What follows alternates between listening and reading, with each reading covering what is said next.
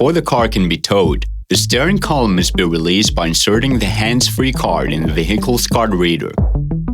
Do not remove the card from the reader during towing.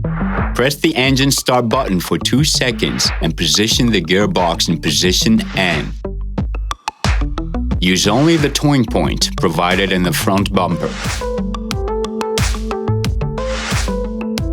Open the service flap by pressing it at the bottom and screw the tow eye in completely.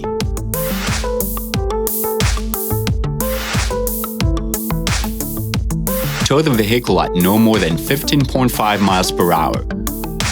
Once towing is complete, press the engine start button twice to prevent the battery from discharging.